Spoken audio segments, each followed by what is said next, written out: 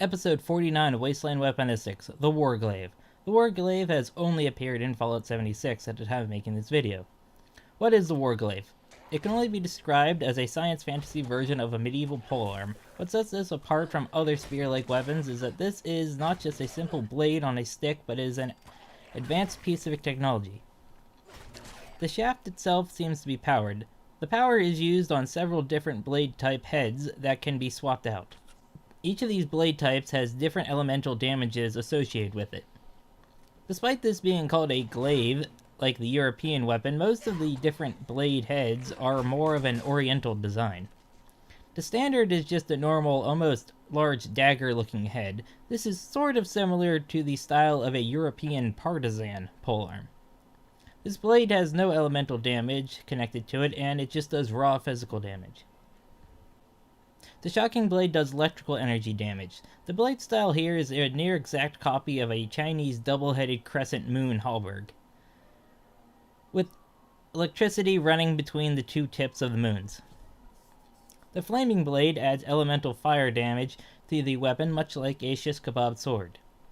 It uses a very similar style of tank to the shish kebab in order to do this, but the blade style again here is more similar to an Asian blade known as a guandao.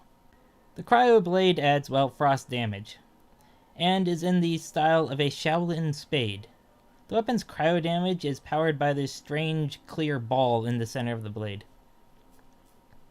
Finally, you have the plasma blade. This adds plasma damage. I don't think it's shaped after any particular ancient blade, as there is no metal blade on this head, as the plasma itself forms the cutting edge. Now that we got all the different blade heads out of the way, does anyone feel that this weapon is out of place in the Fallout universe? Especially for Fallout 76. One could say these were used by Communist Chinese, as they have a very heavy presence in Fallout 76, but this weapon doesn't actually belong to the Communist Chinese. It actually belongs to the Brotherhood of Steel, which to me makes it feel even more out of place.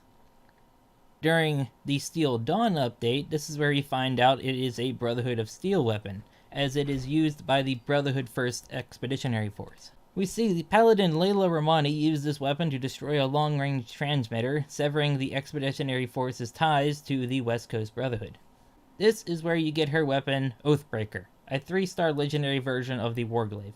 It features a suppressor's ability that makes any target you hit do less damage, it has 40% more attack power damage, and you take 15% less damage while blocking. Now, Bethesda actually nerfed this weapon before, as on the PTS server, it had the anti-armor ability instead of the suppressors. I'm guessing Bethesda realized no one would grind for a better one, so they changed the ability to be significantly worse, as suppressors is one of the worst abilities in the entire game. Now, Oathbreaker doesn't come with any of the upgraded heads, yet in the art of Steel Dawn, Layla is seen using the plasma head. There is no mention of where Layla Romani acquired this weapon, as besides Layla, no other member of the Brotherhood of Steel is ever seen using this weapon. The only thing we know about Layla's past is that she was in the National Guard before joining the Brotherhood. Now I want to propose a theory. Paladin Layla Romani is working with the Communist Chinese. Not only does she use this very Chinese-styled weapon, but she has no qualms about betraying the Brotherhood and completely abandoning its principles.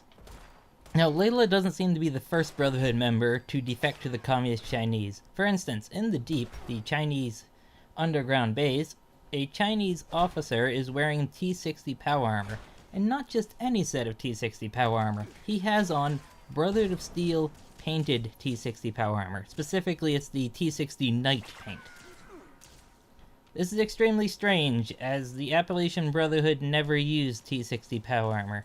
So yeah, discuss that lore implication down below. But back to the Glaive. This channel isn't about faction lore. The Glaive is an extremely powerful melee weapon, and easily surpasses other melee weapons in the game like the Super Sledge, thanks to its extra energy damage. Unfortunately, Bethesda never made new animations for it, so in Power Armor your character swings with one hand, like a Super Sledge, which honestly looks hilarious to me. There is an Atomic Shop skin for this weapon known as the halberd, which changes the weapon to look like a very crudely made, halberd. And that's pretty much all for this strange addition to the Fallout series. Why Bethesda chose to add this weapon to Fallout 76, we may never know. Anyway, subscribe to this channel for more Fallout weapon lore.